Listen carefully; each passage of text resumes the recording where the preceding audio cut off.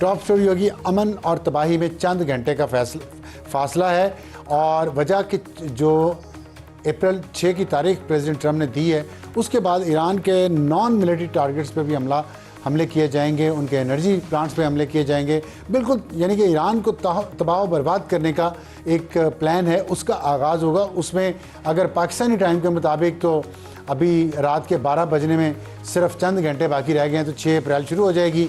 America के हिसाब से उसमें आप 6-8 घंटे और डाल लें, तो ये क्या होने जा रहा है इस खित्ते में। और इस दौरान जो अमन की कोशिशें हो रही हैं, बातचीत की बात हो रही थी, उसके बारे में क्या हो सकता है, ये हमारे आज की टॉप स्टोरी होगी। हॉट इशू में होगा कि पाकिस्तान जो अमन के लिए मुसलसल कोशिशें जारी अभी तक रखे हुए है, उसका नतीजा क्या निकला, क्या निकल सकता है और क्या निकलेगा भी कि नहीं निकलेगा, और इसको किस तरीके से देखना चाहिए। हमारे पैनल में आज में है सेनेटर अफनानुल्लाह साहब, पाकिस्तान मुस्लिम लीग नून से आपका ताल्लुक़ है। इदरीस अली सीनियर सहाफ़ी हैं, अमेरिका में मौजूद हैं, रॉयटर्स के लिए काम करते हैं, उनसे वो हमारे साथ मौजूद होंगे। और अफजल रज़ा ईरान में मौजूद हैं, ईरानी वो सहाफ़ी हैं, पाकिस्तानी हैं और वहाँ पे मौजूद हैं, उनसे हम बात करेंगे इस पे। और हमारे आज का एडिटोरियल होगा तालीम के लिए मोबाइल और इंटरनेट का इस्तेमाल कितना फ़ायदेमंद है और कितना नुकसानदेह, इसके बारे में आपको बताएंगे, ताकि आप भी अपने बच्चों को महफूज कर सकें उस टेक्नोलॉजी से जो उनकी तालीम के मुखालिफ है। हालांकि तालीम टेक्नोलॉजी की तालीम तो होनी चाहिए, लेकिन तालीम टेक्नोलॉजी के ज़रिए, इस पे दुनिया क्या कह रही है, इस पे बात करेंगे अपने आज के एडिटोरियल में। अफजल साहब ये बताइएगा कि ईरान में क्या सिचुएशन है, लोगों के मोराल के बारे में बताएं। जो वहाँ हुकूमत है उसके ज़ाहिर है बहुत हुकूमत का भी नुकसान हो चुका है, मुसलसल हमले हो रहे हैं, तो ईरान की क्या तैयारी है अगले चंद घंटों में अगर एयर बम्बार्डमेंट बढ़ गई तो कैसे कोप करेगा ईरान इसको? बिस्मिल्लाहिर्रहमानिर्रहीम। देखें, 28 फरवरी से आज तक या कल, आज की सुबह आप देख लीजिए कि ओवर 20,000 अटैक्स हुए ईरान के ऊपर। और दुश्मन की ये सोच थी कि अवाम के दरमियान ख्यास पैदा कर सकते हैं टॉप मिलिट्री लीडरशिप के असैसिनेशन के बाद। आप देख रहे हैं कि 28 फरवरी से लेकर गुज़श्ता रात तक तेहरान समेत मुख्तलिफ सूबाई कैपिटल्स में मुसल्लह अफवाज की हिमायत में, हुकूमत और निज़ाम की हिमायत में लोग सड़कों पर निकले हुए हैं। इवन वो जगह को चूज ज्यादा करेंगे, वहां पे ज्यादा जाते हैं, वहां पे बम्बारमेंट ज्यादा हुई हो।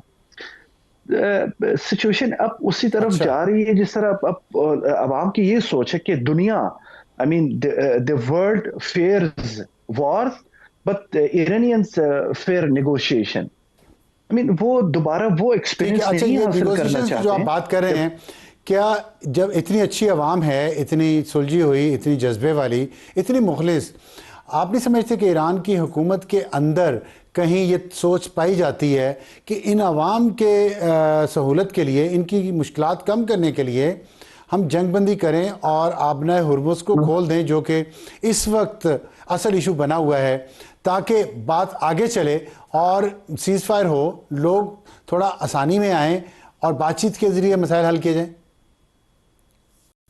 मैं बिल्कुल आपकी बात पर एग्री कर सकता था जनाब अफसर साहब, अगर ईरान ने ये अनप्रोवोक्ड वॉर स्टार्ट की होगी। मैं आपके साथ बिल्कुल इत्तेफाक कर सकता अगर ईरान ने ये जंग खित्ते में अमरीकी बेसिस के ऊपर एक तरफा तौर पर आगाज किया होगा। इस जंग को किस तरह ईरान पर मुसल्लत किया अफसर साहब? अगर आज आप फरमा रहे हैं कि ईरानी अवाम को भी अच्छी है बात है कि वो अपने अवाम की खातिर इस जंगबंदी के लिए जाए। जंगबंदी तो ईरान का ना मुतालबा है ना कौम का मुतालबा। ईरानी कौम और मुसल्लह अफवाज की फर्स्ट ऑल सिर्फ और सिर्फ जारह कुव्वतों की तरफ से इस जंग का मुकम्मल खात्मा, जिसमें एक गारंटी भी हो कि नेक्स्ट टाइम ऐसे कोई ब्लेंटेड एग्रेशन नहीं होगी। देखिए 2015 से लेकर 2025 फिर करंट ईयर ईरान नेगोशिएशन पर था। ये वही ट्रंप साहब है जो अपने पहले दौर में उस JCPOA, जिसके ऊपर सिर्फ अमेरिका ने नहीं 6 और मुल्कों ने वो सिग्नेचर थे उसके ऊपर, वो फाड़ दिए हैं। किसके कहने पे? नेतन्याहू के कहने पे। 2025 में मस्कत में मुज़ाकरात हो रहे थे, उन्होंने इजराइल को गो हाइड दे दिया। इस वक्त भी ईरान एक डील लेके जेनेवा गया था, जिसकी endorsement Omani foreign minister JD Vance के साथ मिलकर उन्होंने किया था, और उन्होंने क्लियरली बोला था और अब भी बोल रहे हैं कि this is not the war of Iran and they are chose to be in. तो ये उनकी तरफ से होनी ठीक। चाहिए। अगर आप आबनाए हुर्मुज के बारे में, बस आखिरी मेरी जो अर्ज है, आबनाए हुर्मुज के ऊपर आई थिंक ईरान के दुश्मन और जारहियत करने वालों को ये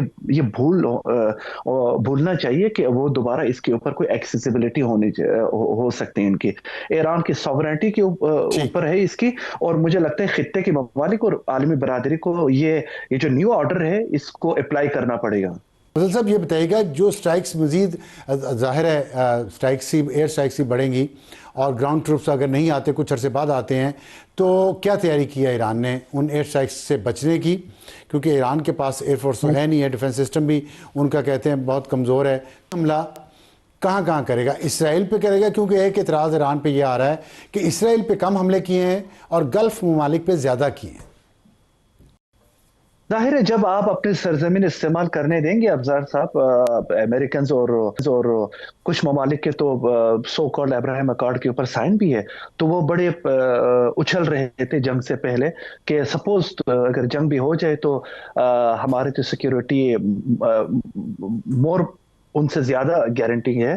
तो जाहिर है जब आपकी सरजमीन आप मजीद इस्तेमाल करने देंगे तो ईरान मकबूजा इलाकों के साथ साथ उन्हीं सरजमीन को भी निशाना बनाते रहेंगे। आपने फरमाया एक एयर डिफेंस कैपेबिलिटीज को, जिस तरह इस जंग में ईरान ने दर्जनों अमेरिका के जो फिर भी मैं कहूँगा सो कॉल्ड जो इन्होंने कॉपी की है ईरान की शाहिद 136 ड्रोन से, जो लुकास और हारमोस ड्रोन है, वो बड़ी कामयाबी के साथ बड़े प्रिसाइजली टारगेट कर रहे हैं। और गुज़श्ता 48 घंटे पहले आप ये देख रहे हैं। देखिए अगर वो स्ट्राइक करेंगे भी, पहले तो ईरानी जो इस्लामिक रेवोल्यूशनरी गार्ड कोर जो है, कुछ घंटों पहले उन्होंने वार्न किया है, उन्होंने वार्निंग दी है कि अब के बार अगर वो करना चाहते हैं तो वो डोनाल्ड ट्रंप साहब के 48 आवर्स अल्टीमेटम खत्म होने से पहले ही, मतलब वो जो 10 डेज उन्होंने पोज किया था वो खत्म होने से पहले ही ईरान आई थिंक कुछ जवाब देने वाला है। I am not sure but वो कह रहे ईरान हैं कि प्रियम्प्ट वो करेगा, आप ये कह रहे हैं सरप्राइज देना ईरान चाहते पहले हैं। हमला कर देगा? सरप्राइज देना चाहते हैं डोनाल्ड ट्रंप साहब को, बिकॉज वो ऑलरेडी, चाहे वो अल्टीमेटम पर अमल दरामद करे या ना करे, वो अपने हाथ बुलंद करके फाते होने का ऐलान कर चुके हैं बीसियों दफे। तो वो चाह रहे हैं कि इस दफा उनको जहमत दिए बगैर कोई जवाब दे दें। गुज़श्ता 48 आवर्स से पहले जो डेवलपमेंट्स आ रही है अफसर साहब, तो मैं नहीं समझता ईरान इसको बड़े हल्के ले लें। शायद मरहले स्टेप बाय स्टेप इसको वो अप्लाई कर रहे हैं, लेकिन जवाब जरूर मिलेगा। अफजल रज़ा साहब, आपसे एक सवाल पूछा था, जवाब मुझे नहीं मिला अभी तक, कि एक बात ये की जा रही है कि ईरान इसराइल पे कम हमले कर रहा है और अरब ममालिक पे ज़्यादा हो रहे हैं। आपने कहा कि वहाँ अड्डे हैं, ये बात मैं मानता हूँ, लेकिन इसराइल तो डायरेक्ट इस कॉन्फ्लिक्ट में एक पार्टी है ना, डायरेक्ट पार्टी है, उस पर कम हमले क्यों हो रहे हैं? देखिए मैंने ये डिनाई नहीं किया या एक्सेप्ट भी नहीं किया कि इसराइल के ऊपर कम हमले हो रहे हैं। देखिए दुश्मन की तरफ से एक नैरेटिव भी है। अब सर साहब हमें ये नहीं भूलना चाहिए कि जो रोग एंटिटी इसराइल है वो इस ब्लंटेड वॉर जो ऑलरेडी ईरान और ईरान के ऊपर मुसल्लत की, वो एक और एजेंडे को भी फॉलो कर रहे हैं। This is a false flag operation, और मुस्लिम ममालिक को मजीद आपस में लड़वाएं। देखिए मैं बिल्कुल तायद नहीं कर रहा हूं कि इसराइल पे कम, और बल्कि मैं आपको ये बताऊं कि ईरान ने इस ऑपरेशन थ्रू प्रॉमिसेस 4 में अपने जो ऑपरेशन एक्सटेंशन है वो शुमाली मकबूजा इलाकों तक बढ़ा दी गई, जहां पे सिर्फ हिजबुल्लाह कार्रवाइयां करती थी। अफसर साहब वहां पे रिसेंटली कुछ 6-7 सहयूनी फौज हलाक भी हुए हैं अल्हम्दुलिल्लाह। तो ईरान ने इस ऑपरेशन में वहां पे एक्सटेंड भी कर दिया है। ऐसी आपने डेमोना न्यूक्लियर फैसिलिटेशन वाली जो एरिया है, जो सिटी है, जो टाउन है, आपने देखा ईरान ने फर्स्ट टाइम इस पे इसलिए हमला कर दिया क्योंकि इसराइल और अमेरिका की जारहियत ने वो इस्फहान में निशाना बना। देखिए ईरान के टारगेट पहले से ही कोई इस्लामी मुल्क था भी नहीं, अब भी नहीं है। ईरानी प्रेसिडेंट तो पहले ही कह रहे हैं कि हमारे आपके साथ कोई दुश्मनी नहीं है। हमला हुआ तो सारी वो this was a false flag operation by Israel. देखिए ईरानी मुसल्लह अफवाज कुवैत के जो डीसैलिनेशन सेंटर पे जो प्लांट पे हमले हुए वो उन्होंने बिल्कुल डिनाई कर दिया, और इस बात पे कोई हेसिटेशन नहीं है ईरानी मुसल्लह अफवाज को। जो वो करती हैं उसको ऑन करते हैं। आपने रिसेंटली देखा आरामको या ओमान की जो सलाला बेस है, वो इसराइल इसी एक गेम बिहाइंड द सीन चला रहे हैं कि मजीद इसको प्रोवोक किया जाए, जिसका मुझे लगता है जो खित्ते में जो जोग्राफिकल हमारे नेबर्स हैं।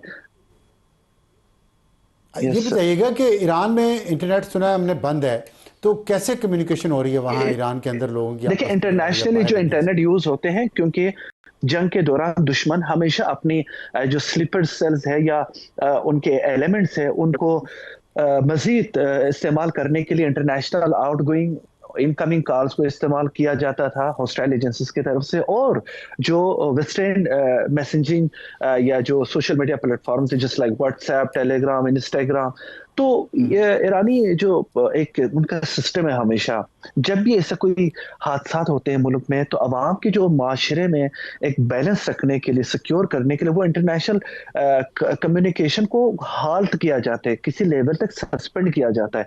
ईरान के अपने नेशनल इंटरनेट है अफसार साहब, और ईरान ने जब से ये साइबर स्पेस की यूसेज में मजीद इजाफा हो गया, तो इंटरनली उन्होंने मैसेजिंग एप्लीकेशन बनाई हुई इसी सिचुएशन में, कि अगर आप जंग के दौरान ठीक। या मुल्क में मुजाहरे होते हैं, तो कम्युनिकेशन गैप ना होने के लिए वो अपने इंटरनल एप्लीकेशन यूज कर, जो मैं भी अपने फैमिली से राब्ते रखने के लिए वो इस्तेमाल कर रहा हूँ।